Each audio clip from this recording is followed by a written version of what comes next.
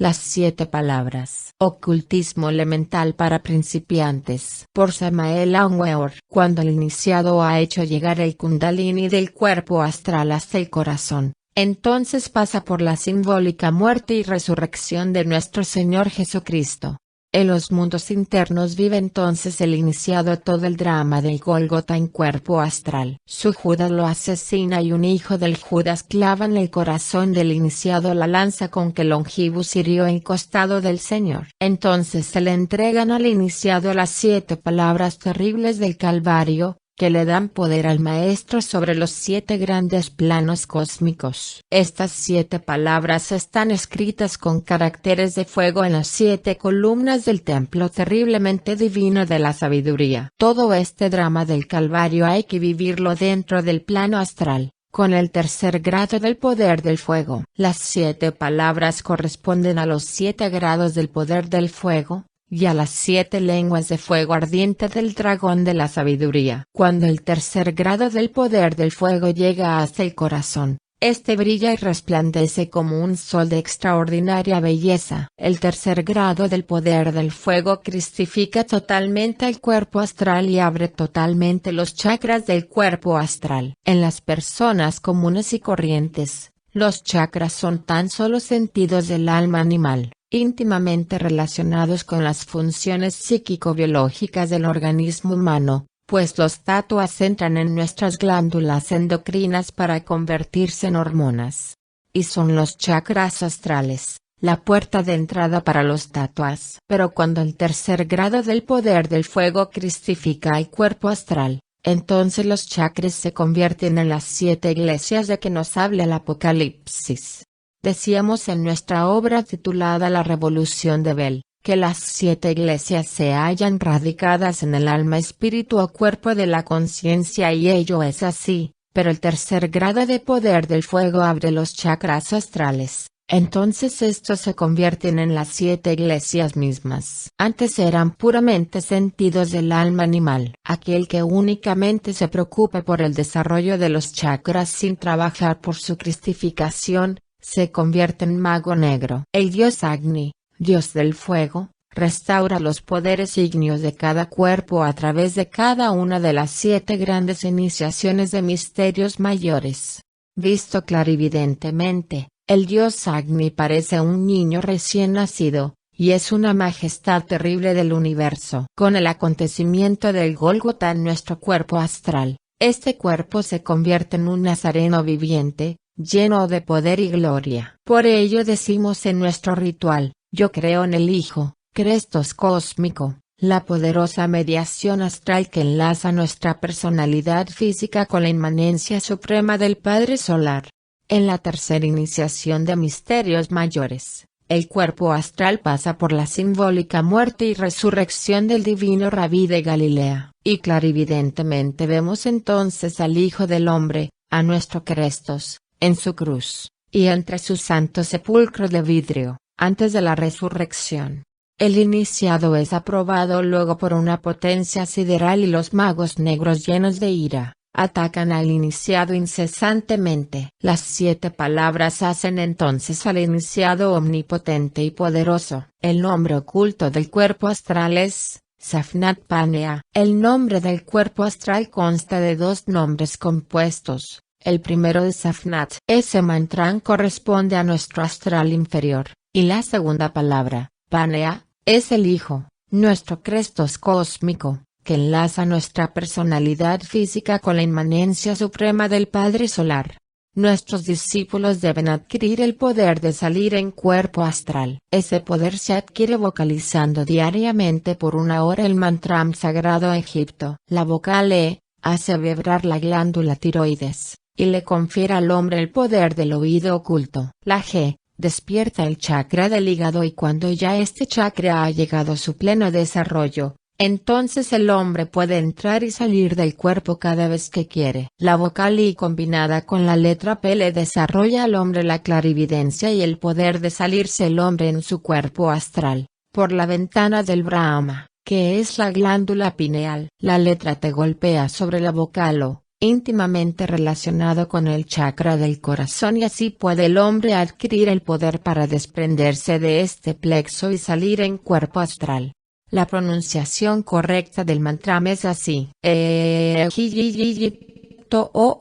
Aquellos que todavía no haya podido salir en cuerpo astral con nuestras claves, es porque no tienen ese poder, y entonces deben adquirirlo primero, vocalizando durante una hoja diaria el mantra Egipto. Este mantra desarrolla totalmente los chakras relacionados con el desdoblamiento del cuerpo astral, y así adquiere el discípulo el poder para entrar y salir del cuerpo físico a voluntad. Una vez conseguido el poder para el desdoblamiento astral, el discípulo podrá entrar y salir del cuerpo físico a voluntad. El mantra egipcio que se usa para salir en cuerpo astral es el siguiente: Faraón. Ese mantra se vocaliza durante aquellos instantes de transición entre la vigilia y el sueño, teniendo la mente puesta en las pirámides de Egipto.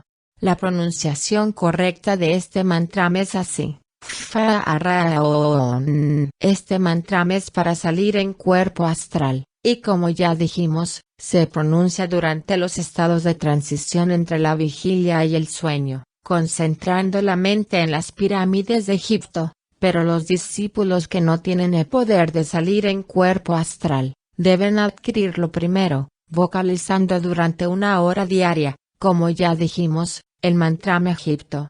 Con la tercera iniciación de misterios mayores, se consuma en nosotros la muerte, la sepultura y la resurrección de nuestro Crestos. Y al tercer día se levanta de su tumba de cristal, santo sepulcro, nuestro mediador, nuestro cuerpo astral o Crestos cósmico. Y la resurrección y fiesta solemne, es recibida luego en los mundos superiores de conciencia. El Maestro interno asiste a su fiesta solemne sin vehículos materiales de ninguna especie. Sorbida es la muerte con victoria. ¿Dónde está, oh muerte?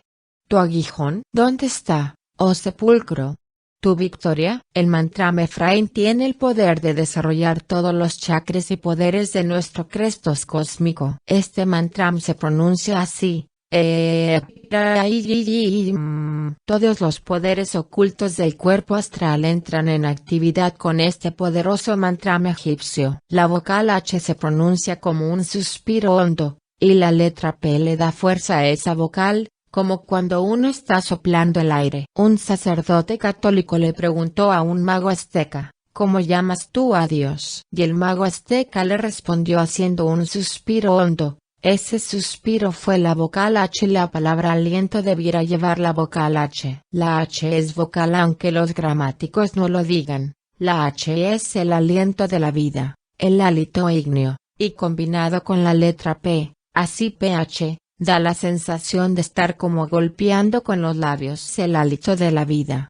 Así pues, en este mantra se encierran poderes terribles. La vocal E desarrolla el chakra del tiroides y los poderes de la mente. La PH lleva el hálito ígneo a todos los chakras del cuerpo astral, para despertarlos. El mantra Ra hace vibrar todos los chakras del cuerpo astral del hombre. La vocal I despierta los chakras de la cabeza y al combinarse con la vocal M, así, Im, adquiere un poder terrible que se difunde a través de todos los chakras astrales, animándolos y encendiéndolos.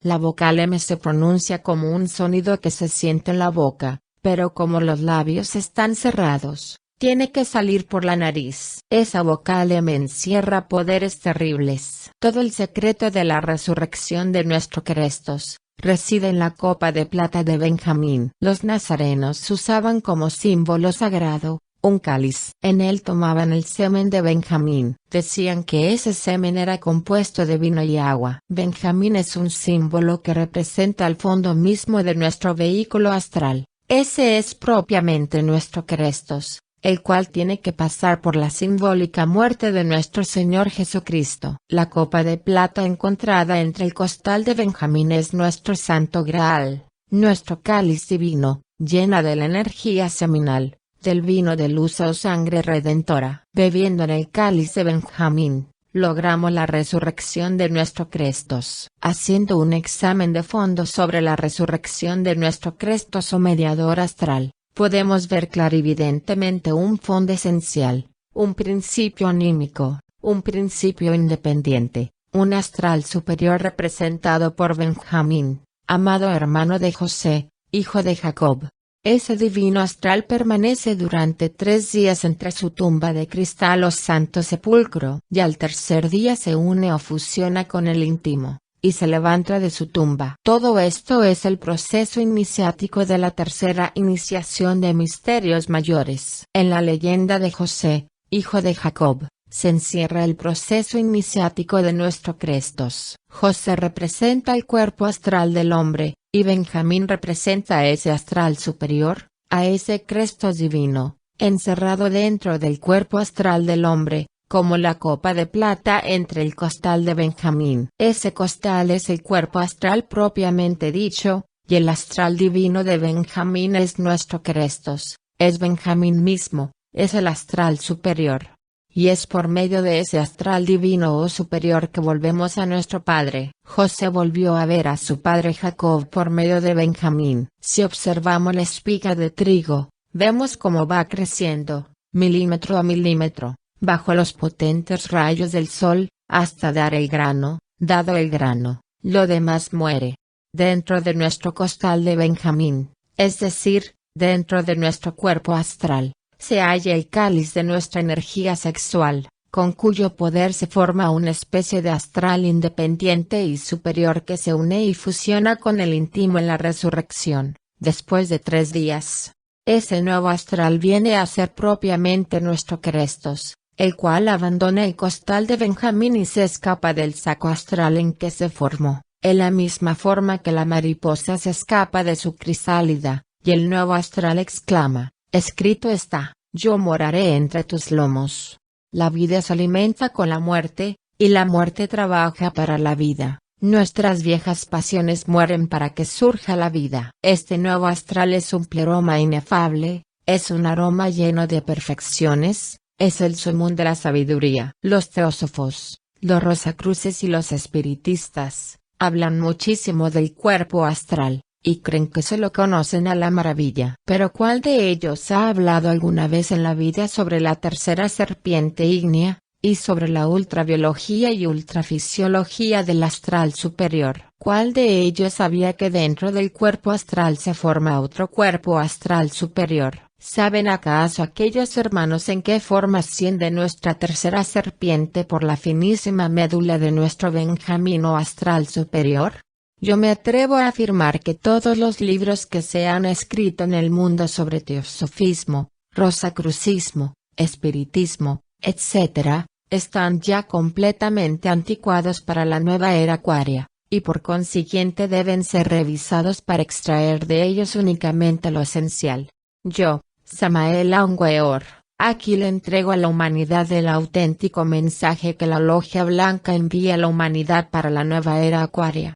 Dios le ha entregado a los hombres la sabiduría de la serpiente. ¿Qué más quieren? Esta ciencia no es mía, esta ciencia es de Dios. Mi persona no vale nada, la obra lo es todo. Yo no soy sino un emisario. El astral superior no lo tiene todo el mundo, ese astral hay que engendrarlo, y ese astral se engendra practicando magia sexual intensamente con la mujer. Eso es lo que se llama formar a Cristo en nosotros. Por ello es que los gnósticos afirmamos que existen 2 formas de nacimientos, la de la carne, originada por el coito, y otra distinta para la que aquel no era preciso. De la primera forma de nacimientos, es decir, del coito de los fornicarios, salen hombres condenados a la muerte, y de la segunda forma de nacimiento, es decir, de la magia sexual o concepción del Espíritu Santo, salen ángeles, sale nuestro Crestos, sale nuevo cuerpo astral o Cristo mediador.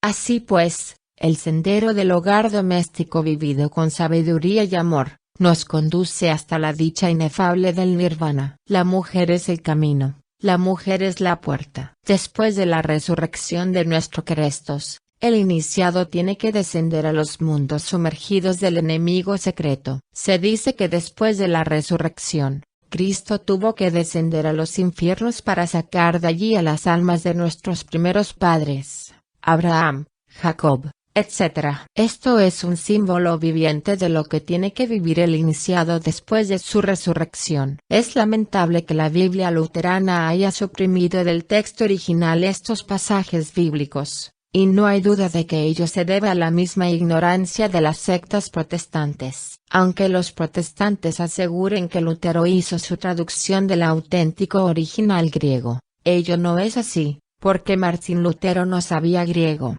Los textos griegos originales de las Sagradas Escrituras solo los poseemos hoy en día nosotros, los gnósticos, dentro de nuestra Santa Iglesia gnóstica. La Biblia es el libro sagrado de los gnósticos, y solo los gnósticos podemos entenderla. La Biblia luterana se basa en los trabajos de San Jerónimo, los cuales son intencionadamente defectuosos, pues San Jerónimo, de acuerdo con las órdenes que recibió del Papa Dámaso, tuvo que encauzar las cosas de acuerdo con los intereses del catolicismo romano. San Jerónimo fue el verdadero autor de la Vulgata latina. Así pues, antes de la ascensión, Cristo se apareció a sus discípulos varias veces. Cuando se apareció a las santas mujeres, díceles Cristo: no me toques, porque aún no he subido a mi Padre, mas ve a mis hermanos y diles: subo a mi Padre y a vuestro Padre, a mi Dios y a vuestro Dios. Ver punto 17,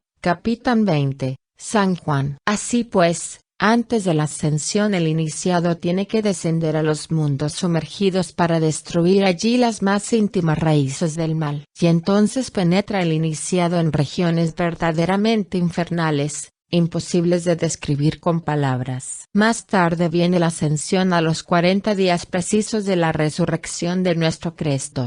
Pero sería muy difícil traer el recuerdo de los mundos superiores de conciencia al mundo físico sin la intervención de nuestro astral. El astral es nuestro mediador, y como ya dijimos, está íntimamente relacionado con nuestras glándulas endocrinas y con nuestro sistema nervioso gran simpático.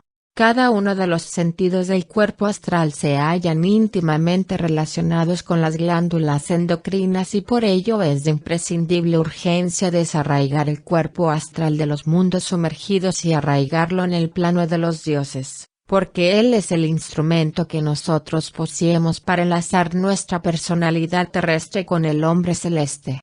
Solo así nos explicamos en qué forma y de qué manera surge la iluminación del Espíritu Santo después de la ascensión. Veamos estos versículos bíblicos: mas recibiréis la virtud del Espíritu Santo que vendrá sobre vosotros y me seréis testigos en Jerusalén, y en toda Judea, y en Samaria y hasta lo último de la tierra. Y habiendo dicho estas cosas, viéndolo ellos, fue alzado y una nube le recibió y le quitó de sus ojos. Vers. 8 y 9, capitán de los Hechos. En la segunda iniciación de misterios mayores, somos bautizados con agua y en la tercera iniciación de misterios mayores somos bautizados con el fuego del Espíritu Santo. Juan nos bautizó con agua, Cristo nos bautiza con fuego. Porque Juan, a la verdad, bautizó con agua, mas vosotros seréis bautizados con el Espíritu Santo, no muchos días después de estos. Vers. 5. Capitán de los Hechos. Durante estos 40 días que preceden a la ascensión el iniciado queda totalmente prohibido de todo contacto sexual, pues debe mantener su aura totalmente luminosa y serena, libre de cualquier onda pasional. Solo después de 40 días, puede el iniciado seguir practicando su rito de magia sexual. Pero durante estos 40 días precedentes a su ascensión, el iniciado debe transmutar su energía sexual por medio de la mente. Durante estos 40 días precedentes a la ascensión de nuestro cuerpo astral, nos toca descender inevitablemente al abismo, para cortar ahí definitivamente toda relación, toda raíz, todo hilo con las criaturas del mal. Allí nos encontramos con los antiguos colegas del mal, y ellos entonces se burlan de nosotros y nos atacan incesantemente. Allí tenemos que vivir, o mejor dijera, revivir, todas aquellas escenas tenebrosas del pasado, y así cortamos las raíces que unen el árbol de nuestra vida a los abismos del mal. Ahora comprenderá el iniciado por qué debe abstenerse el maestro de su rito sexual con la mujer durante estos 40 días. Se hace necesario que el aura esté brillante y luminosa, para defenderse de las potencias del mal, y para hacerle más fácil a las jerarquías el pesado trabajo de desarraigar nuestro vehículo astral de la podredumbre del mal. Esta labor es muy pesada para las jerarquías. Ahora comprenderá el devoto del sendero el significado esotérico de la Cuaresma. La auténtica Cuaresma no es antes de la crucifixión del Maestro, sino después de su crucifixión. Pero ya la Iglesia Católica y demás sectas neocatólicas, protestantes, adventistas, etc., perdieron la tradición de todo esto. Da dolor ver cómo los seres humanos están profundamente arraigados al abismo del mal. En estos mundos sumergidos, surgen ante el iniciado escenas dolorosas del pasado que tiene que revivir nuevamente entre el abismo, para romper todo lazo con las tinieblas. Es la despedida que el iniciado hace a las tinieblas. Durante esta Santa Cuaresma, el iniciado, no siendo un demonio, está rodeada de demonios. Por ello es que cuando María Magdalena, después de exclamar, Rabboni, Rabboni, quiso tocar al Maestro, dícele Cristo, no me toques, porque aún no he subido a mi Padre, mas ve a mis hermanos, y diles, subo a mi Padre y a vuestro Padre, a mi Dios y a vuestro Dios. Vers.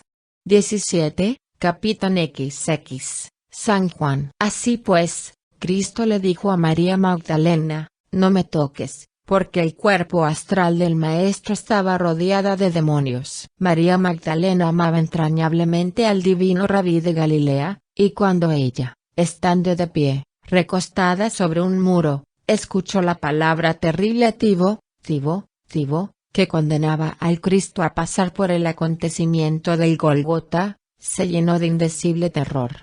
La misión del Cristo es realmente aterradora. El Señor echó sobre sus hombros todo el peso de una cruz muy pesada. La fuerza crística es la que nos redime, la sangre del Cordero es la que nos salva de los abismos del mal. La doctrina de la resurrección de los muertos es la doctrina de Cristo. Durante esta Cuaresma, el iniciado rompe para siempre aquellas amarras que atan el barco de su vida al puerto de Aerodón. Aflicción. En este libro hemos hablado exclusivamente sobre la resurrección y ascensión de nuestro cuerpo astral o Crestos mediador. Es la doctrina del Nazareno. En la Revolución de Bell hablamos de la resurrección de nuestra conciencia divinal, alta iniciación. Ya hablamos también en este libro de aquella ascensión trascendental que realiza el Nirvana y sin residuos, cuando se fusiona con su gloria. Pero en este capítulo solo nos concretaremos ahora la muerte, resurrección y ascensión de nuestro cuerpo astral o Crestos mediador. Todo este proceso iniciático del cuerpo astral se halla encerrado sabiamente entre la simbólica narración de José, hijo de Jacob. José representa el cuerpo astral del hombre, y Jacob representa al Padre que está en los cielos. Al astro padre. José es vendido por sus mismos hermanos. Todos nuestros antiguos compañeros nos traicionan, nos venden, cuando nosotros nos resolvemos a hollar la rocallosa senda que conduce al nirvana. José se convierte en siervo de un eunuco, y Cristo dijo, hay algunos que se hicieron eunucos por amor al reino de los cielos. Cuando José se resuelve a seguir el sendero de castidad, es tentado por la mujer y cae en la cárcel de las amarguras, calumniado y difamado, pero fiel a su voto de castidad. Y en la cárcel del dolor no tenemos más consuelo que el pan y el vino de la transubstanciación. Cristo es el copero y el panadero. Allí tan solo el copero y el panadero que sufren por nosotros, es decir, nuestra substancia crística redentora, que nos redime y nos saca de la cárcel del dolor y de la amargura, hasta llevarnos a los pies de nuestro faraón interno, nuestro sagrado íntimo, nuestro rey, que nos hace amos y señores de toda la tierra de Egipto. Y así alcanzaremos la alta iniciación, y nos preparamos para la resurrección de nuestro Crestos mediador. Los 12 hijos de Jacob, o sea, el zodíaco, las 12 constelaciones zodiacales, nos van redondeando y transformando, hasta que al fin encontramos a nuestro Benjamín, por medio del cual resucitamos y volvemos a abrazar a nuestro Padre sideral. Ya hemos explicado en nuestras pasadas obras que el íntimo de cada hombre es una llama desprendida de la conciencia de un genio sideral, el cual es nuestro Padre que está en los cielos, el Padre de nuestro íntimo, nuestro Jacob. El sueño del faraón es también altamente simbólico. Los 7 años de abundancia y los 7 años de hambre simbolizan las 7 escalas de poder del fuego, las 7 iniciaciones de misterios mayores y las amarguras de cada una de las 7 grandes iniciaciones de misterios mayores, los dolores de cada uno de los 7 portales. La copa de plata de Benjamín es el semen por medio del cual nuestro cuerpo astral resucita entre los muertos. La mujer de José, Asenat, es la mente Cristo del Araat, es la bella Helena, a la cual cantó Homero en su Ilíada. Ella es la hija del sacerdote de On, nuestro íntimo, nuestro real ser. Los hijos de José son Manasés y Efraín. Manasés es un mantrán tenebroso dentro del cual se encierran todas aquellas fuerzas del mal que nos alejaron de la casa de nuestro Padre, y que nos sacaron del Edén. Efraín es aquel mantrán poderoso que nos hace fértiles en la tierra de la aflicción, porque despierta todos los poderes de nuestro cuerpo astral, y porque encierra todas las fuerzas divinales que nos permiten volver al Edén. Nuestro José, es decir, nuestro cuerpo astral, debe libertarse totalmente de la cárcel de la corrupción, para que pueda brillar sobre su cabeza la resplandeciente estrella de Jacob. Cuando el cuerpo astral se libera del abismo, vuelve a la estrella de su padre, que siempre le ha sonreído, es decir, el cuerpo astral del iniciado entra en el aura estelar de su padre. Benjamín, lobo arrebatador, a la mañana comerá la presa, y a la tarde repartirá los despojos. Vers. 27, capítulo 49, Génesis. Nuestro Benjamín nos arrebata del abismo del mal, a la mañana como la presa de la luz, y a la tarde reparte los despojos, cuando desarraiga nuestro cuerpo astral, de los abismos del mal. Ramo fructífero José, el cuerpo astral. Ramo fructífero, junto a la fuente, cuyos vástagos se extienden sobre el muro. Y causáronle amargura, y aceitáronle, y aborreciéronle los archeros. Mas su arco quedó en fortaleza, y los brazos de sus manos se corroboraron con las manos del fuerte de Jacob. De allí el pastor, y la piedra de Israel. Del Dios de tu Padre, la estrella Padre del íntimo, el cual te ayudará, y del Omnipotente, el cual te bendecirá con bendiciones de los cielos de arriba, con bendiciones del abismo que está abajo, con bendiciones del seno y de la matriz. Las bendiciones de tu Padre fueron mayores que las bendiciones de mis progenitores, hasta el término de los collados eternos serán sobre la cabeza de José, y sobre la mollera del Nazareno de sus hermanos. Nuestro Benjamín, el cual nos arrebata para Dios y para el Padre. Vers.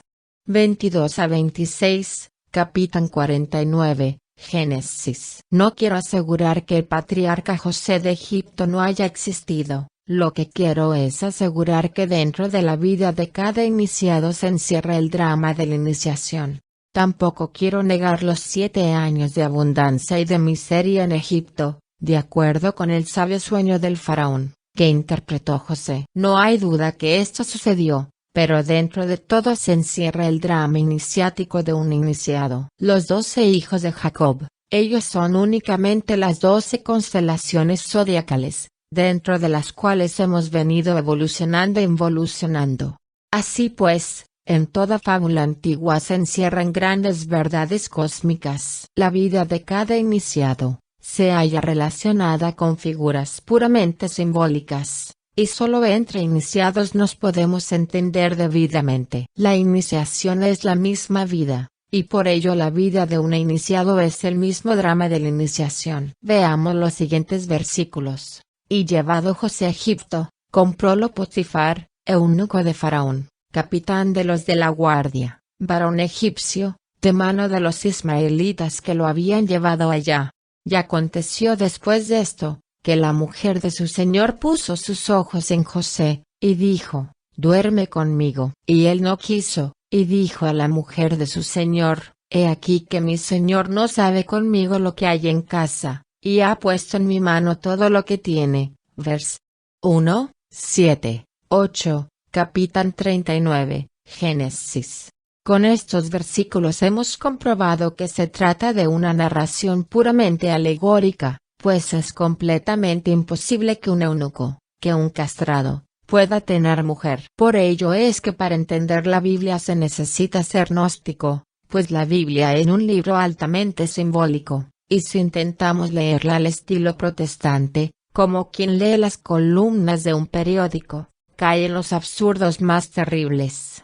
Toda la historia de José es un cofre sagrado, dentro del cual se encierra el mismo drama del Calvario. Para poder entender la simbólica narración del patriarca José, se necesita ser iniciado. El capítulo 3 del Génesis nos enseña en qué forma y de qué manera salió el hombre del Edén, pero los capítulos que tratan sobre la historia de José se hallan dentro del mismo Génesis, y nos explican en qué forma salió el hombre de la casa de su padre, y en qué forma y de qué manera vuelve el hombre a los brazos de su padre, a la dicha inefable del Edén, al paraíso de donde salió. La resurrección del Hijo del Hombre solo es posible, bebiendo en la copa de plata de Benjamín, es decir, practicando magia sexual intensamente con la mujer. Benjamín nos arrebata para Dios y para el Padre. La narración de José encierra el secreto para volver a entrar al Edén, y por ello es que esa narración se halla dentro del mismo Génesis. La mujer tienta a José, y José vence la tentación. Esto encierra la clave de la magia sexual. El que tenga oídos que oiga, y el que tenga entendimiento que entienda, porque aquí hay sabiduría. Durante esta santa cuaresma precedente a la ascensión del Maestro, el verbo inefable de los grandes iluminados, resuena, con un eco misterioso dentro de un templo cerrado. Son 40 días de terribles esfuerzos para el sagrado colegio de iniciados. Y los maestros cantando en lengua sagrada, cantos misteriosos dentro del templo cerrado, van desprendiendo con el poder de su verbo sagrado, nuestro vehículo astral, de las profundas raíces del mal del abismo, en el cual se halla enraizado nuestro cuerpo astral, desde los antiguos tiempos. Y entonces nos toca vivir, o mejor dijera revivir, todas las tenebrosas escenas del pasado, como dando el último adiós a las tinieblas. Es una ley de la naturaleza recapitular las cosas pasadas, antes de iniciar sus nuevas manifestaciones. El feto humano recapitula entre la matriz, todos los pasados procesos de evolución humana, antes de su nacimiento. La Tierra química recapituló los periodos lunar, solar y saturniano, antes de iniciar la edad del arco iris. Así pues, el iniciado después de su resurrección, debe recapitular todo su pasado, entre el abismo, antes de su ascensión. Empieza el iniciado por recapitular las más tenebrosas escenas de su pasado, en esferas verdaderamente infernales, y luego va ascendiendo poco a poco a esferas menos terribles y escenas menos bárbaras. En el abismo revivimos todas las terribles maldades de nuestras pasadas reencarnaciones, y entonces nos damos cuenta de lo que significa el Cristo para nosotros.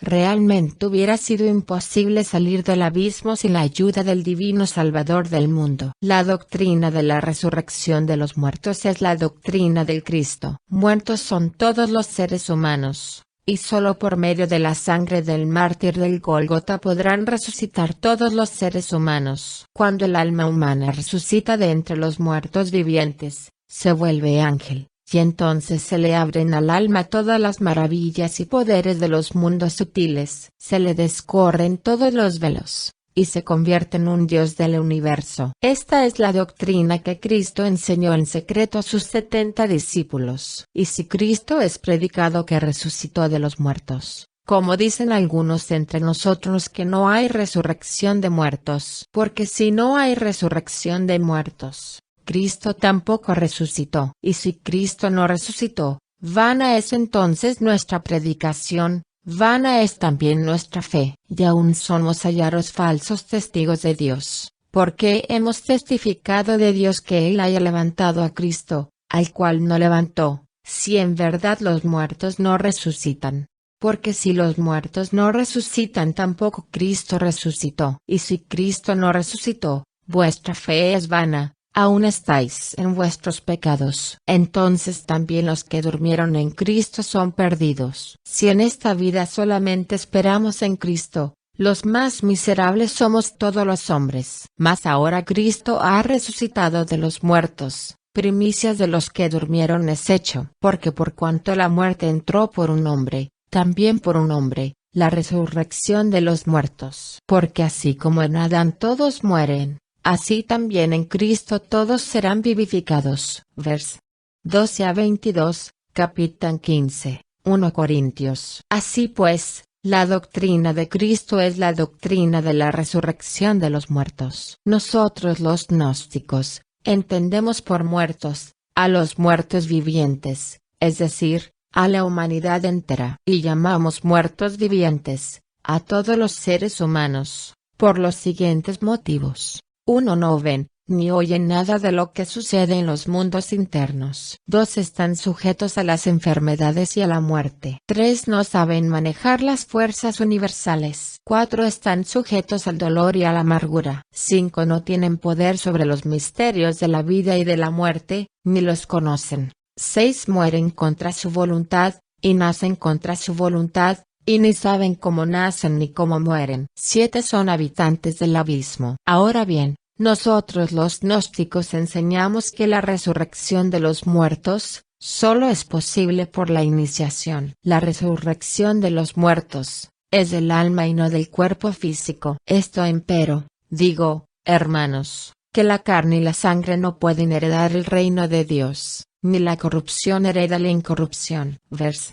50, capítulo 15, 1 Corintios. Así también es la resurrección de los muertos. Se siembra incorrupción, se levantará en incorrupción. Se siembra en vergüenza, se levantará con gloria. Se siembra en flaqueza, se levantará con potencia. Así también está escrito, fue hecho el primer hombre Adán en ánima viviente, el postrer Adán en espíritu vivificante. Mas lo espiritual no es primero, sino lo animal, luego lo espiritual. El primer hombre es de la tierra, terreno; el segundo hombre, que es el Señor, es del cielo. Vers. 42 a 47, capítulo 15, 1 de Corintios. Con estos versículos queda completamente comprobado que la resurrección es del alma y no del cuerpo. Sería completamente ridículo, y totalmente risible, pensar que los huesos se juntarán con los huesos, para resucitar al final de la gran trompeta, tal como piensan los protestantes, católicos, adventistas, presbiterianos, etc. Se necesitaría que uno estuviera loco para aceptar semejante adefesio. La resurrección de los muertos solo se consigue por medio de la sabiduría oculta. Mas hablamos sabiduría de Dios en misterio, la sabiduría oculta, la cual Dios predestinó antes de los siglos para nuestra gloria. Vers. 7, capítulo 2, 1 Corintios. Un hijo de resurrección tiene los siguientes poderes. 1. Tiene poder para ver y oír en todos los mundos internos. 2. Tiene poder para manejar los misterios de la vida y la muerte. 3. Se le da poder para juzgar a los muertos vivientes, la humanidad entera. 4. Nace a voluntad y desencarna a voluntad. 5. Tiene poder para apaciguar las tempestades o desatarlas, a voluntad. 6. Poderes para hacer temblar la tierra, y hundir continentes a voluntad. 7. Poderes sobre el fuego y los huracanes, etc. Sanat Kumara, el anciano de los días y señor del mundo, fue el fundador del Colegio de Iniciados de la Gran Fraternidad Universal Blanca. Este gran ser es uno de los 4 tronos de que habla la Santa Biblia, y vive en el Asia desde hace muchos millones de años, con el mismo cuerpo físico que él trajo a la tierra desde la época de la Lemuria. Sobre él no ha podido la muerte ni podrá jamás, porque es hijo de la resurrección, y sobre ningún hijo de la resurrección la muerte tiene poder. El maestro Moria, maestro del rayo de Marte, habita en el Himalaya, a la orilla de un camino, vive en una casa humilde, tiene innumerables discípulos, y su cuerpo actual tiene una edad de más de 900 años. Sobre el maestro Moria tampoco ha podido la muerte ni podrá, porque el maestro Moria es hijo de la resurrección de los muertos, y sobre ningún hijo de la resurrección puede la muerte. La muerte puede únicamente sobre los débiles, sobre los cobardes, sobre los muertos vivientes, sobre los hijos de la gran ramera que no han sido capaces, que no han tenido el coraje de acabar con su inmunda fornicación. El maestro Koutumi es también muy conocido en Occidente y pertenece al rayo de la sabiduría, es también de edades indescifrables, y tiene su santuario sobre las cumbres nevadas de los Himalayas. Este es otro hijo de la resurrección, sobre él tampoco tiene poder la muerte, porque la muerte solo tiene poder sobre los necios, sobre los fornicarios y sobre los adúlteros. El maestro de Ka-Waikul, este es otro hijo de la resurrección, otro superhombre que ha sabido aprovechar su energía sexual. Este maestro pertenece al rayo de Mercurio, ayudó a la maestra H.P. Blavatsky, dictándole gran parte de la doctrina secreta. Posee ahora el mismo cuerpo que poseía en el año de 1675, y la muerte no ha podido sobre él, porque es un hijo de la resurrección. Viene ahora Pablo de Tarso. Este maestro está encarnado actualmente, y es el maestro Hilarión. Dicho maestro es el autor de la obra titulada Luz en el Sendero. El maestro Hilarión se desenvuelve en el rayo de la ciencia, es un maestro del rayo de Mercurio. El maestro Serapis, maestro del rayo de Venus, es otro hijo de la resurrección, y es de edades incalculables, dirige el arte mundial. El maestro Rakoczy es el mismo conde de Saint-Germain, Rogerio Bacon y Francisco Bacon. Este maestro dirige la política mundial. Actualmente vive en el Tíbet y posee el mismo cuerpo físico con que se le conoció durante los siglos Spi y Six, en todas las cortes de Europa. Sobre este maestro han pasado los siglos sin que la muerte haya podido sobre él, porque es un hijo de la resurrección. Este maestro es del rayo de Júpiter. Cada uno de estos maestros pertenece a un rayo determinado, pues existen 7 rayos de evolución cósmica: 1 rayo lunar, 2 rayo mercuriano, 3 rayo venusino, 4 rayo solar, 5 rayo marciano, 6 rayo jupiteriano, y 7 rayo saturniano. No es cierto aquello que dicen los teósofos, de que en cada iniciación de misterios mayores, el iniciado va entrando en otro rayo cósmico. Cada maestro evoluciona y se desenvuelve en su rayo propio,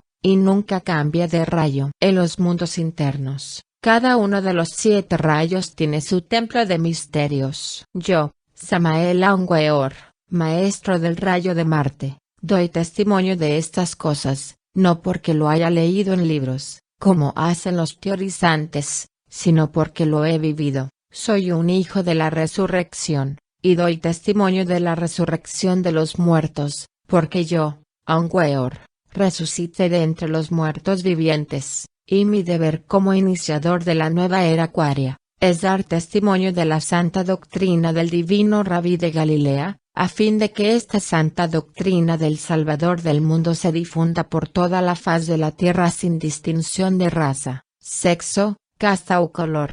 Cada uno de estos rayos tiene su jefe: 1 jefe del rayo lunar, Gabriel; 2 jefe del rayo mercuriano, Rafael; 3 jefe del rayo venusino, Uriel; 4 jefe del rayo solar, Michael; 5 jefe del rayo marciano, Samael; 6 jefe del rayo jupiteriano, Sacharieli; 7 jefe del rayo saturniano, Orifiel. Estos son los 7 rayos de que tanto han hablado los teosofistas, y a los cuales han dedicado volúmenes enteros, sin haber dado jamás la explicación exacta y concreta sobre ellos. Los teosofistas han descrito los rayos en una forma tan nebulosa y tan vaga, que realmente no llena los íntimos anhelos del alma. A los teosofistas les hace falta ser más prácticos. Las enseñanzas de la sociedad teosófica realmente no le sirven a nadie. Todo ser humano puede saber a qué rayo pertenece,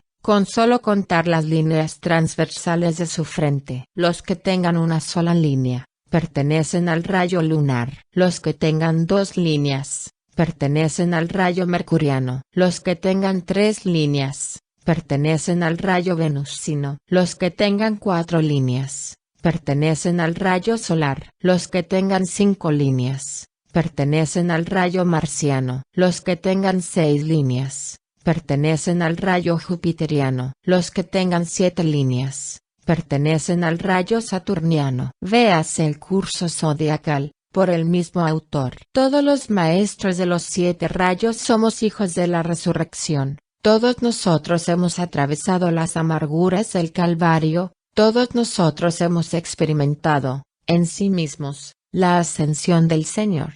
Ningún maestro se sale de su rayo jamás. Cada maestro trabaja únicamente en su rayo. El jefe de nuestro rayo es nuestro Padre que está en los cielos. Ningún maestro abandona jamás a su Padre que está en los cielos. Por ello es que es imposible que un maestro vaya pasando de un rayo a otro, como creen los teósofos. Yo, Onweor, soy hijo de mi padre Samael, y aunque en mi pasado evolucioné bajo la regencia de distintos planetas, jamás pude salirme del rayo de Samael, porque Onweor es una chispa desprendida de la llama de Samael. Así pues, de Samael salí y a Samael volví, y en todas mis reencarnaciones he tenido 5 líneas en la frente.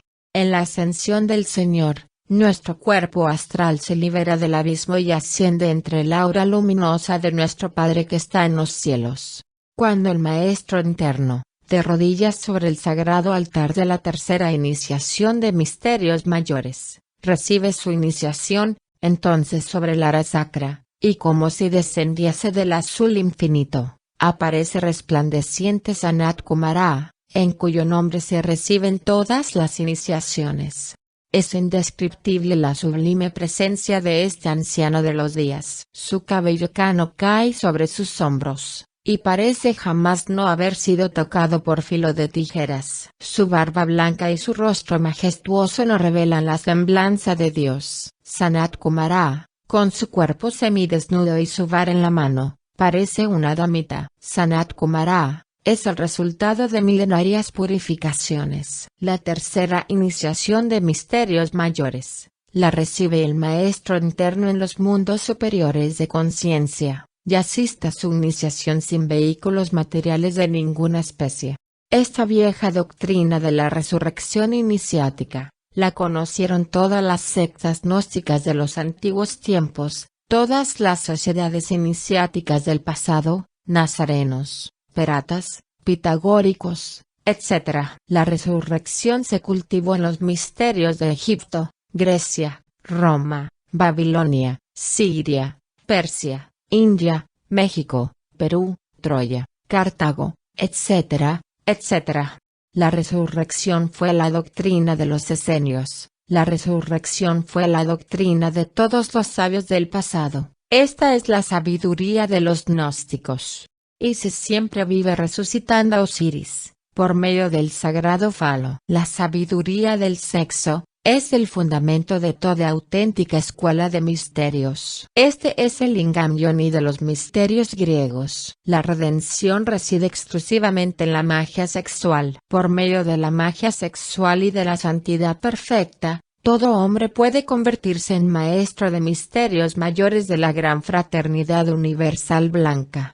El proceso científico de la ascensión produce en el cuerpo del iniciado un proceso de transformación biológica, cuyos síntomas se expresan en forma de decaimiento o debilidad orgánica, muy especialmente al llegar la hora del ocaso.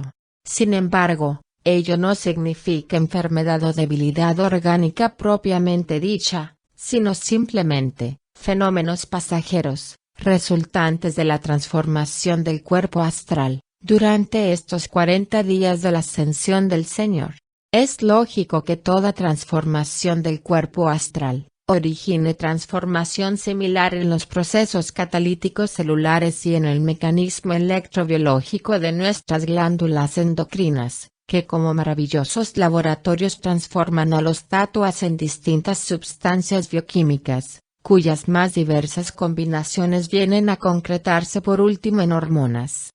El cuerpo astral tiene su asiento en el hígado. Si examinamos la palabra hígado, vemos que tiene las 3 letras, Iao. Diorfo dice en uno de sus versos, saber que entre todos los dioses, el más elevado es Iao. Aides es el invierno, Zeus, principia en primavera, Helios, en verano y en otoño, vuelve a la actividad Iao, que trabaja constantemente. Iao, es Jovis Pater, es Júpiter, a quien llaman los judíos sin derecho Jave. Iao, ofrece el substancioso vino de vida, mientras que Júpiter es un esclavo del Sol. Página 97, La Iglesia Gnóstica de Huiracocha, cuarta edición. Hay necesidad de desprender el cuerpo astral de los infiernos del hombre. En la cámara esotérica relacionada con el signo zodiacal de Virgo, se nos enseña que las raíces del árbol mismo de la existencia residen en el vientre. Un examen de fondo sobre los intestinos nos permite corroborar esta afirmación. Obsérvese la curiosa analogía existente entre las raíces de los árboles y las raíces del árbol de nuestra propia vida. Estas raíces son nuestros intestinos, tan íntimamente relacionados con el signo zodiacal de Virgo. Así como las raíces de los árboles absorben su vida del barro de la tierra para transformarla en savia nutritiva,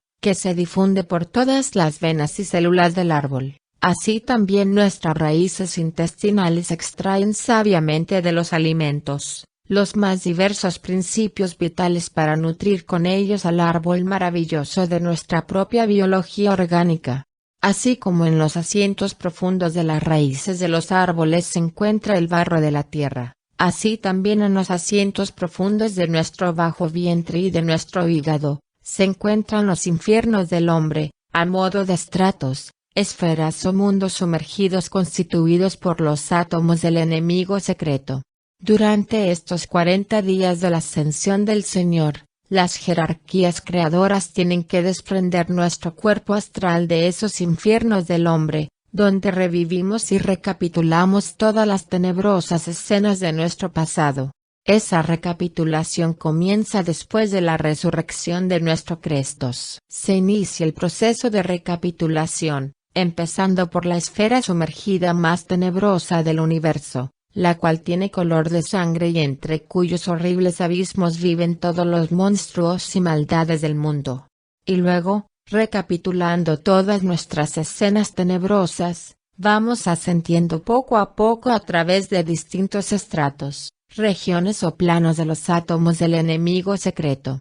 A los 19 días, después de la resurrección de nuestro Crestos, cierta capa o substancia atómica de la contraparte astral de nuestro vientre es arrancada por las jerarquías. Dicha capa, semejante a la piel de nuestro organismo humano, viene a ser como la puerta de los infiernos del hombre, formados por los átomos del enemigo secreto. Esta puerta cerrada mantiene prisionera al alma humana dentro de los abismos del mal. Quitada esta gruesa capa atómica de la contraparte astral de nuestro vientre, los maestros tienen que medicinar esta zona de nuestro vientre. Naturalmente, todas estas diversas transformaciones de nuestro cuerpo astral tienen inevitablemente que repercutir sobre nuestra íntima biología orgánica, originando algunos síntomas de debilidad orgánica pasajera y esporádicas manifestaciones de hambre en el cuerpo físico del maestro. Si descomponemos el número 19 así, 1 más 9 nos da la suma 10. Ahora bien, todo el progreso del devoto del sendero se basa sobre los números 1 más 2 más 3 más 4 igual 10. Ahora se explicarán mis discípulos por qué a los 19 días precisos, debe ser arrancada la puerta atómica que mantiene el cuerpo astral prisionero dentro de los infiernos del hombre. Naturalmente, hemos de explicar a nuestros discípulos que el estado aquel de prisionero a que aludimos se refiere únicamente al fondo vital de nuestro cuerpo astral, es decir, a las raíces mismas de nuestro maravilloso vehículo astral, encerradas dentro de las profundidades del abismo. Esas raíces vienen a ser el fondo sumergido de las raíces mismas de nuestro árbol orgánico. Esos son los infiernos del hombre, de donde debe ser desprendido nuestro cuerpo astral. Así pues, sobre el número 10 se basa todo el grueso del estudiante. Sobre el número 10 se fundamentan los 10 sefirotes de la Kabbalah. Estos 10 sefirotes son los siguientes. 1. Keter, la sabiduría. El mago del primer arcano del tarot, cuyo jeroglífico primitivo está representado por un hombre. 2. Chogma, el amor, la papisa del tarot, la sacerdotisa. La segunda carta del tarot, la luna. Primitivo jeroglífico es la boca del hombre. 3. Binah, el poder. Planeta Venus. Tercera carta del tarot, la emperatriz. El símbolo primitivo es una mano en actitud de coger. Estos 3 sefirotes son la corona sefirótica. Luego, los 7 sefirotes inferiores van en el orden siguiente. 4. Chesed, Júpiter, el ser divino. Atman, jeroglífico primitivo. Un seno. La cuarta carta del tarot, la misericordia, la lámina del emperador. 5. Geburar, el rigor. La quinta carta del hombre, el papa o el hierofante del tarot, Marte el guerrero. 6. Tiperet, Venus, la belleza, el amor del Espíritu Santo, el cuerpo causal del hombre. La sexta carta del tarot, el enamorado. 7. Od, Mercurio, el carro del tarot. La carta séptima y la eternidad del todo. 8. Netzah, la justicia del arcano, la carta octava del tarot. Saturno, la victoria. 9. Jesod, el sol, la novena carta del tarot, el ermitaño, el absoluto. 10. Malchut, el universo entero, María o Virgo, la naturaleza. Estos 10 sefirotes viven, evolucionan y progresan dentro de la conciencia. El hombre es el mismo árbol sefirótico. Es muy interesante que el hombre tenga 10 dedos en las manos y que el decálogo se componga de 10 mandamientos. Ahora comprenderá el devoto del sendero la importancia del número 10. Ahora entenderán mis discípulos por qué 19 días después de la resurrección de nuestro Cristo es arrancada por los maestros la puerta atómica de los infiernos del hombre. Cuando Pablo de Tarso escribió su epístola a los filipenses, todavía no había alcanzado la resurrección. Veamos los siguientes versículos, que probarán mi afirmación. Pero las cosas que para mí eran ganancias, las reputado perdidas por amor de Cristo, y ciertamente aún reputo todas las cosas perdidas por el eminente conocimiento de Cristo Jesús, mi Señor, por amor del cual lo he perdido todo y téngolo por estiércol, para ganar a Cristo, y ser hallado en él, no teniendo mi justicia, que es por la ley, sino la que es por la fe de Cristo, la justicia que es de Dios por la fe, a fin de conocerle, y la virtud de su resurrección, y la participación de sus padecimientos en conformidad a su muerte. Si en alguna manera llegase a la resurrección de los muertos. Tercera iniciación de misterios mayores. No que ya la haya alcanzado, ni que ya sea perfecto, sino que prosigo, por ver si alcanzo aquello para lo cual fui también alcanzado a Cristo Jesús. Hermanos, yo mismo no hago cuenta de haberlo yo alcanzado, pero una cosa hago, olvidando ciertamente lo que queda atrás, y extendiéndome a lo que está adelante, prosigo al blanco, al premio de la soberana vocación de Dios, en Cristo Jesús. Vers. 7 al 14. Capítulo 3, Filipenses. Pero hoy, ya Pablo alcanzó la resurrección, y actualmente está encarnado nuevamente, y es el maestro Hilarión, autor de la obra titulada Luz en el Sendero.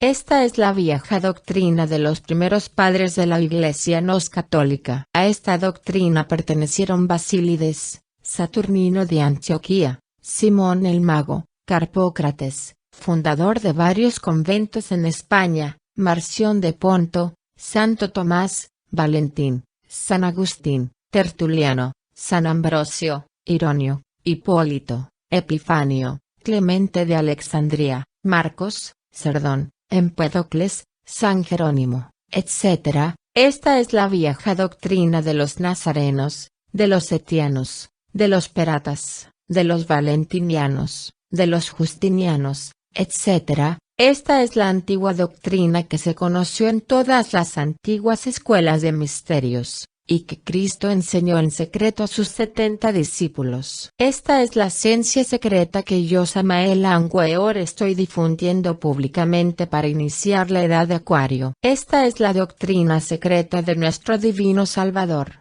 Toda esta sabiduría gnóstica se halla encerrada dentro de la Pistis Sophia. Este libro consta de 4 partes, la primera y la cuarta parte no llevan inscripción alguna. Pero la segunda parte de este libro lleva un rótulo al final que dice, parte de los volúmenes del Salvador, y al principio de este segundo libro se encuentra esta otra inscripción, segundo libro de la Pistis Sophia. Se trata del libro cumbre de todas las doctrinas gnósticas, el cual fue publicado en latín el año 1851 por Schwartz y Petermann, en arreglo a un código del Museo de Londres, llamado Askeniano, cuya vejez se remonta al siglo III, aunque algunos opinan que el siglo V. Opus Gnosticum Valentino adjudicatum est codice manuscrito coptico londinense descripsit et latine vertiteme.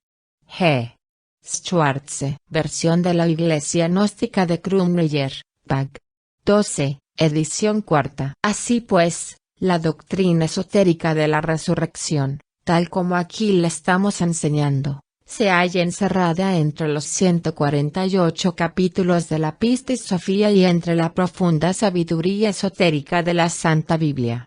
Es lástima que la maestra Blavatsky no hubiese dado con los tesoros gnósticos. La doctrina de la Santa Iglesia Gnóstica es la sabiduría de nuestro Señor Jesucristo. Sigamos ahora con Epifanía. Esta palabra viene del griego. Epifanía es la ascensión, revelación o manifestación de Cristo en nosotros, después de la resurrección de nuestro Cristo. Esta ascensión nos lleva a la iluminación del Espíritu Santo, después de recapitular todo nuestro pasado, entre el profundo abismo del mal. Con Epifanía recibimos la iluminación, pero durante los 40 días precedentes a la ascensión nos sumergimos en profundas tinieblas. A muchos hermanos se les hace como muy distancial y difícil llegar a las elevadísimas cumbres de la resurrección, pero todo aquel que acabe con la fornicación, llegará muy pronto a estas cimas inefables. La Biblia nos dice lo siguiente: honroso es en todos el matrimonio y el lecho sin mancilla, mas a los fornicarios y a los adúlteros juzgará Dios. Vers. 4, capítulo 13, Hebreos, Nuevo Testamento. Con este versículo, la Biblia, que es la palabra de Dios, nos enseña que la redención del hombre reside exclusivamente en la magia sexual, porque el lecho sin mancilla, apartado de fornicación y adulterio, solo es posible practicando la magia sexual con la esposa sacerdotisa, en lugar del inmundo coito. Que ninguno sea fornicario, o profano como Esaú, que por una vianda vendió su primogenitura. Vers. 16, capítulo 2 Hebreos. Nuevo Testamento. Y así, siguiendo el sendero de santidad, nos preparamos para Epifanía y realizamos en nosotros el ser Cristo. Hay necesidad de que el iniciado ore diariamente a Dios. Toda oración debe ir acompañada de una copa de vino y de un pedazo de pan. Haced esto en memoria mía, dijo nuestro divino Salvador. Los curas romanos monopolizaron la santa unción, y debido a esto, la pobre humanidad perdió x siglos sin ella. Orad siempre, hermanos míos, y luego partid del pan y bebed del vino. Esta solemne enseñanza se la debo al ángel Aroch, ángel de mando. Cada persona puede, a solas, orar y perseverar en el partimiento del pan y del vino. La oración más poderosa es el Padre Nuestro. El pan y el vino se pondrán siempre sobre un paño limpio y perfumado. El pan y el vino solo se pueden llevar a la boca después de la oración. Con el pan y con el vino entran a nuestro organismo manovilladas de átomos crísticos que viene a despertarnos todos nuestros poderes ocultos. Cristo, en su calidad de Cristo cósmico, dijo: yo soy el pan de vida, yo soy el pan vivo, si alguno comiere ese pan, vivirá eternamente. El que coma mi carne y beba mi sangre, en mí mora y yo en él.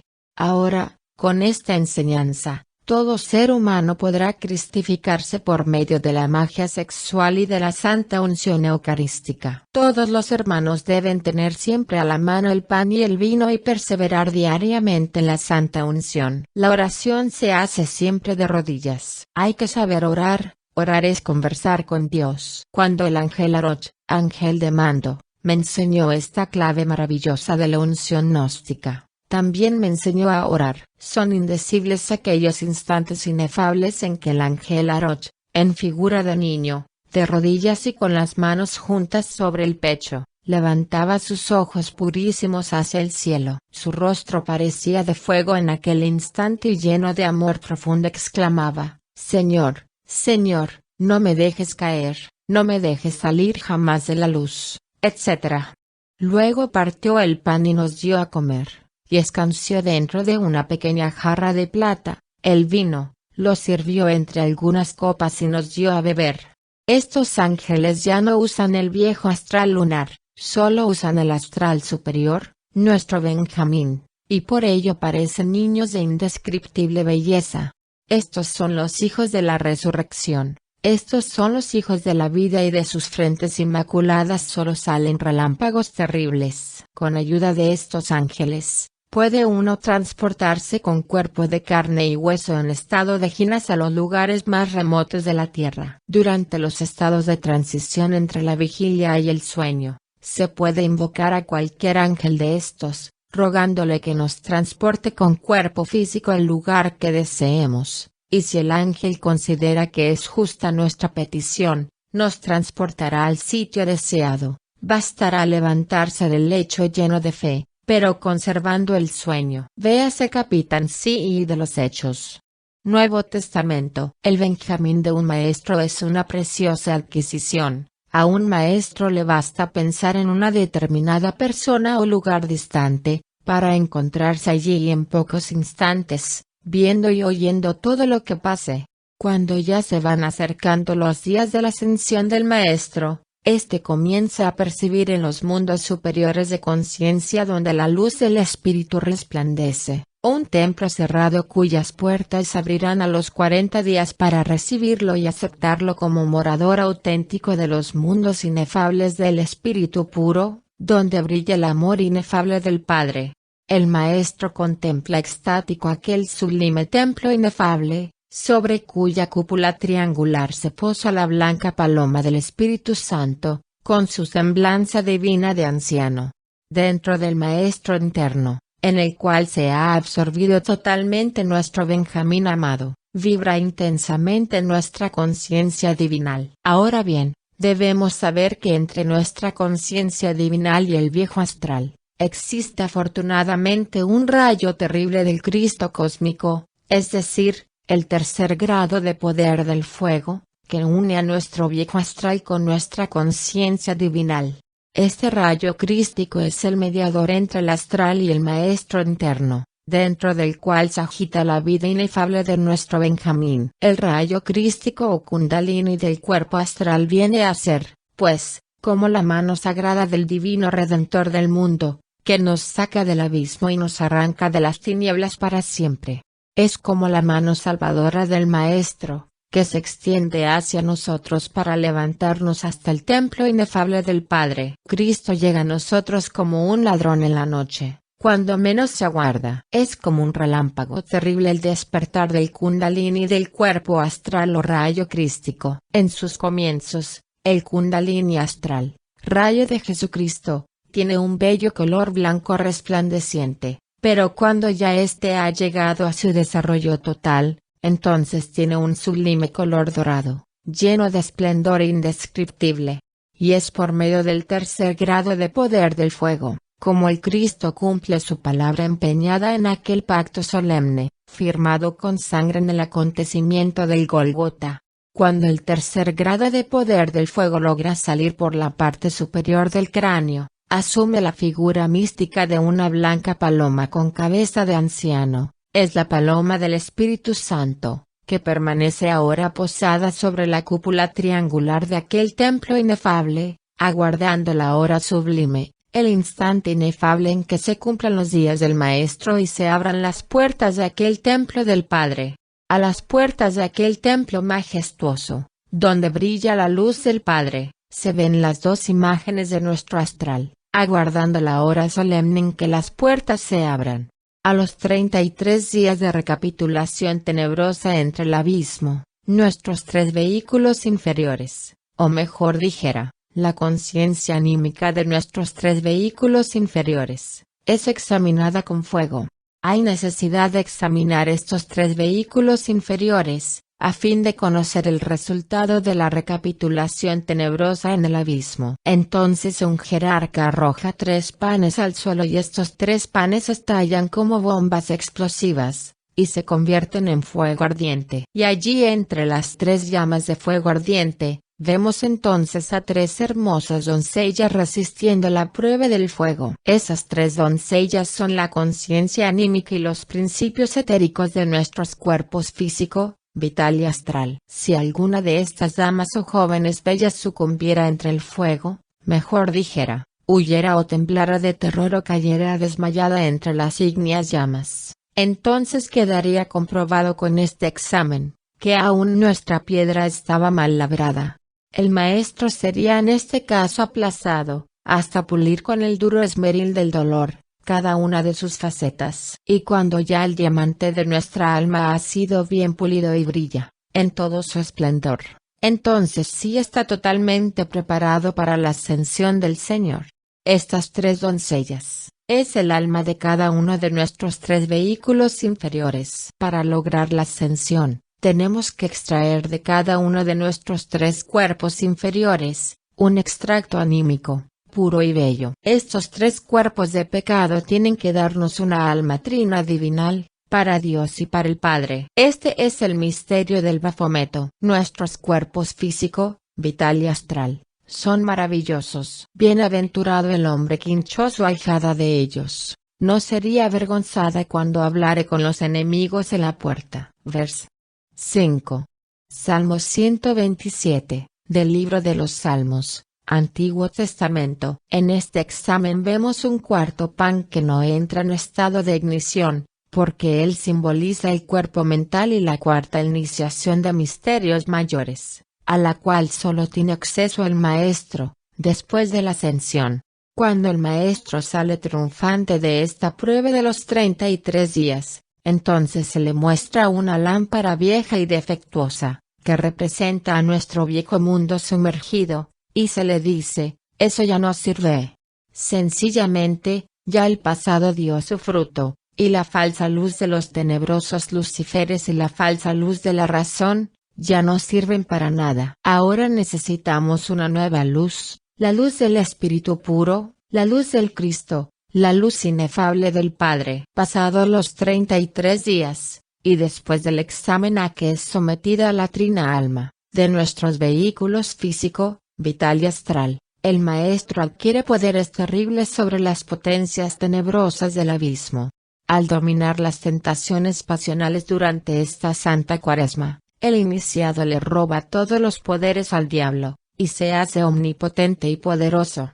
Se produce una transformación en el sonido metálico de su voz. Entonces ya las ardientes tentaciones no producen en él aquellos estados de provocación ardiente. Le ha robado el fuego al diablo, y entonces ya el diablo no tiene ningún Méndez. Este es el terrible secreto del Bafometo: la luz sale de las tinieblas, y la rosa que embalsama el aire con sus aromas deliciosos, extrae su maravilloso perfume de entre el mismo lodo de la tierra. El misterio del Bafometo es sencillamente un misterio de alquimia. Después de estos 33 días, las olas embravecidas de la tentación seductora, en vano golpearán con su lujuria el lacerado escudo del guerrero. El maestro se ha vuelto ahora de acero, y las pasiones ya no provocan en él el suplicio de Tándalo, el ansia terrible del coito. Ahora el maestro es un dictador de la fuerza. Ahora el maestro es un guerrero terrible,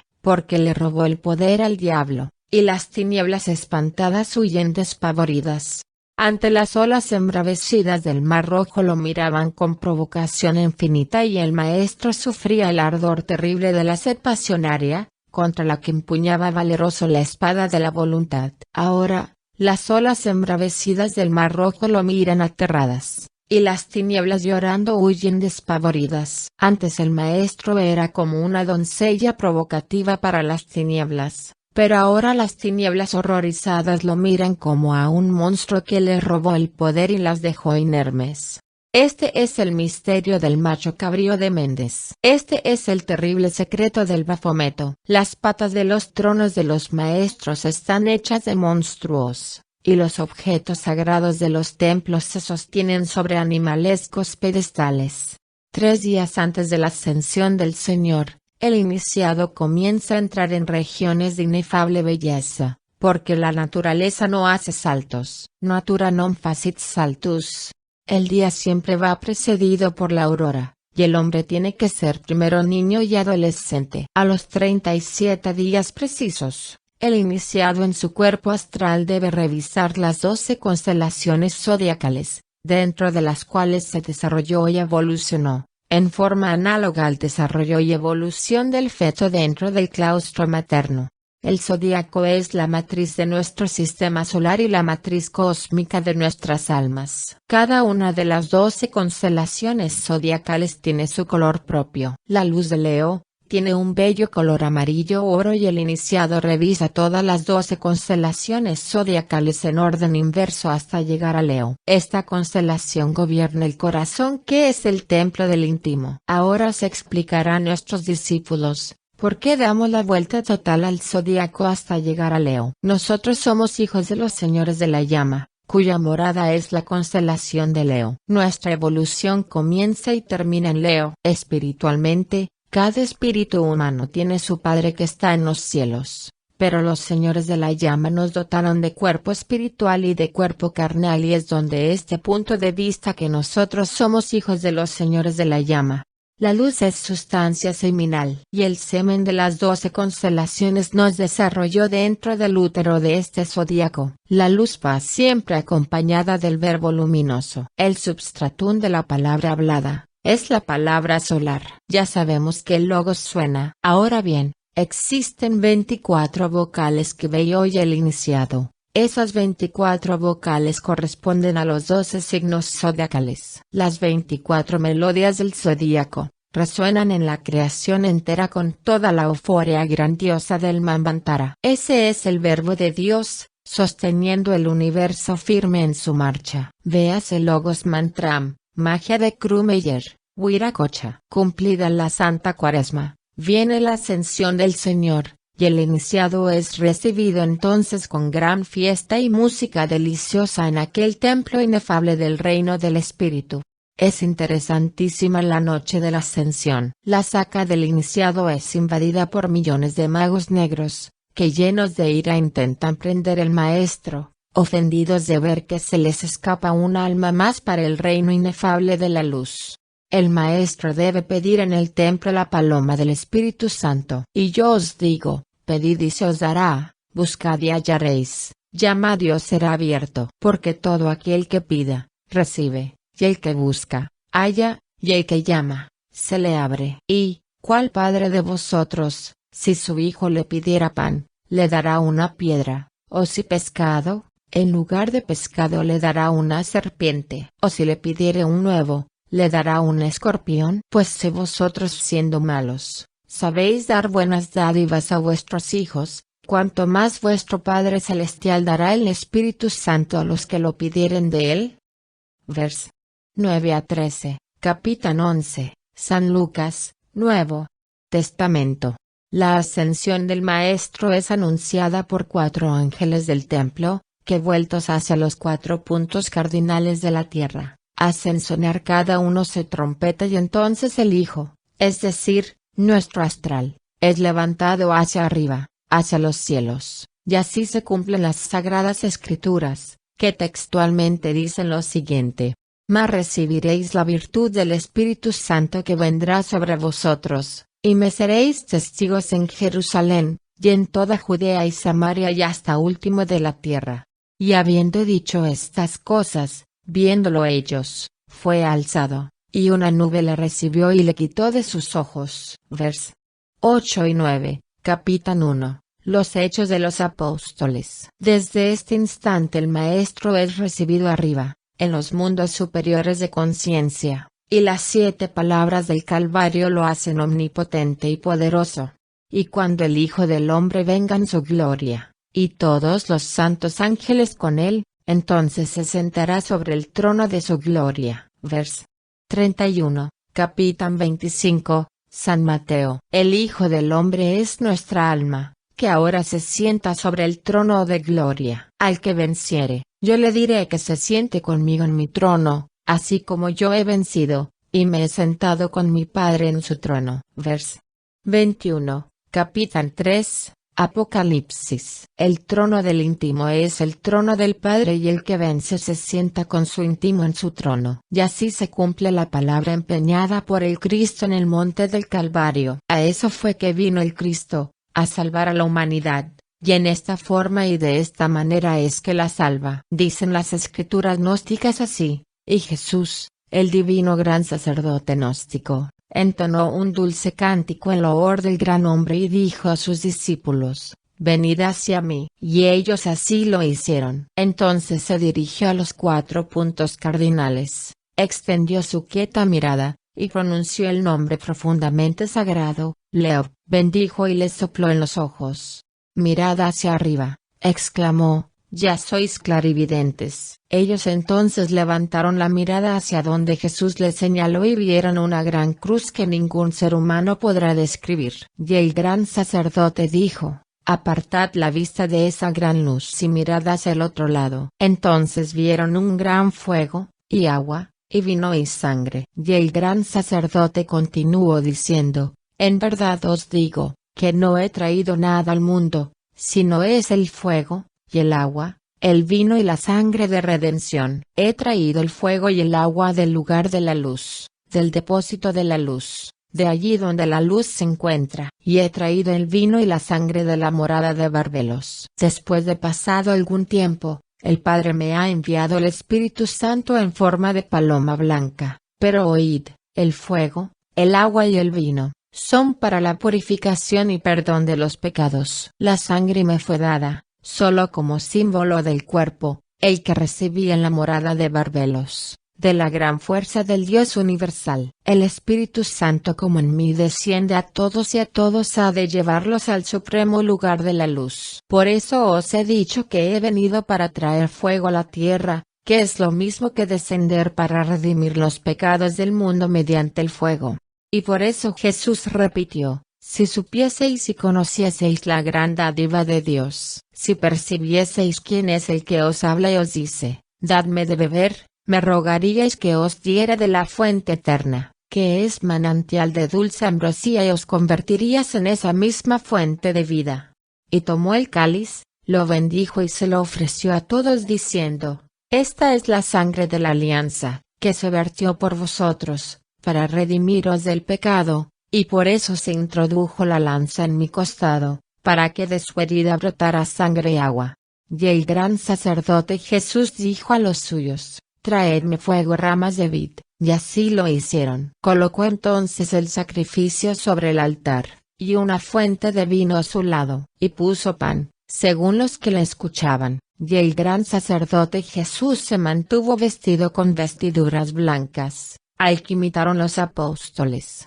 Este es mi cuerpo, recíbelo para tu redención. Esta es mi sangre, recíbela que ha sido derramada para redimir al mundo. De la misa gnóstica. Este es el mensaje de Acuario, este es el mensaje de la nueva era. Y si alguno quitare de las palabras del libro de esta profecía, Dios quitará su parte del libro de la vida, y de la santa ciudad, y de las cosas que están escritas en este libro. El que da testimonio de estas cosas, dice: ciertamente, vengo en breve. Amén, sea así. Ven, Señor Jesús. La gracia de nuestro Señor Jesucristo sea con todos vosotros. Amén. Vers. 19, 20, 21, Capitán 22. Apocalipsis. Samael Aunweor.